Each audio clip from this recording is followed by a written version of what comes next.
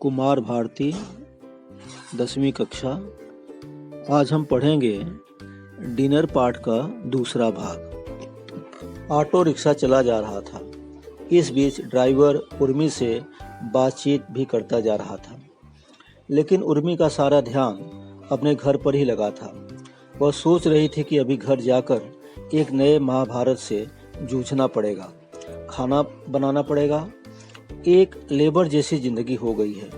दिन भर रिपोर्टिंग करने के लिए धक्के खाओ, घर पहुंचो तो फिर डिनर बनाओ।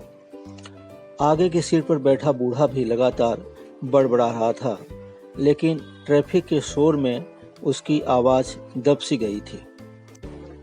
उर्मी सोचती है कि कुछ देर पहले अनुराग से बातचीत तो हुई। उन्हें तो यह चिंता है कि मैं कहाँ हूँ, कब आऊँगी, लेकिन उनसे इतना भी नहीं हो सकता कि सब्जी काट दे, दाल धोकर गैस पर चढ़ा दे। आखिर 3 महीने से तो वे घर पर ही हैं। यही सब सोचते सोचते वह घर पहुंच जाती है। घर पहुंचने पर उर्मी के बच्चे उसे लिपट जाते हैं और कहते हैं कि मम्मा, हमें बड़ी जोर की भूख लगी है। यह सुनकर उर्मी को मन ही मन बड़ा गुस्सा आया। उसने सोचा कि कम से कम अनुराग बच्चों को तो खाना खिला सकता था।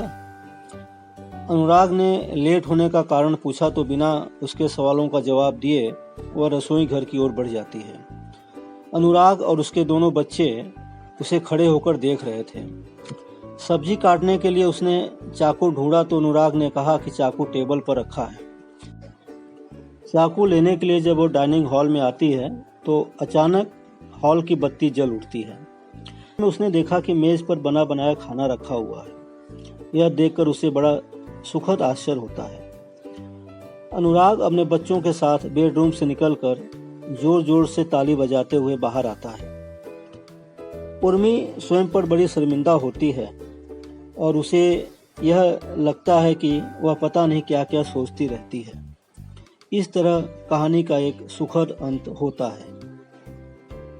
इस तरह डिनर कहानी हमें यह सीख देती है कि मिलजुल कर प्रेम पूर्वक काम करने से हर समस्या का समाधान हो सकता है।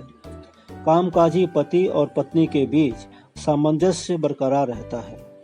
हमें बड़े बुजुर्गों का भी ध्यान रखने का संदेश यह कहानी देती है। आइए अब पाठ में आए हुए कुछ कठिन शब्दों के अर्थ देख लेते हैं। वाकिफ, इसका अर्थ है परिचित। तल्ख, कटु अथवा कड़वा। डूंगा, बड़ा सा कटोरा। सीली, इसका अर्थ होता है गीली। नायाब, दुर्लभ। उद्विग्न, अस्थिर। बिदकना, भड़कना। लहजा, ढंग। त्रस्त, दुखी। आइए अब कुछ मुहावरों के अर्थ देख लेते हैं। पहला मुहावरा है बिदकना। भड़क जाना अर्थात चौंक जाना। पसीना पसीना होना, बहुत श्रम करना। भौचक्का रह जाना, आश्चर्यचकित होना। झेंप जाना, लज्जित होना। स्क्रीन पर दिखाई दे रहे संजाल और शब्द युग्म आदि प्रश्नों को आप सभी हल कर लेंगे।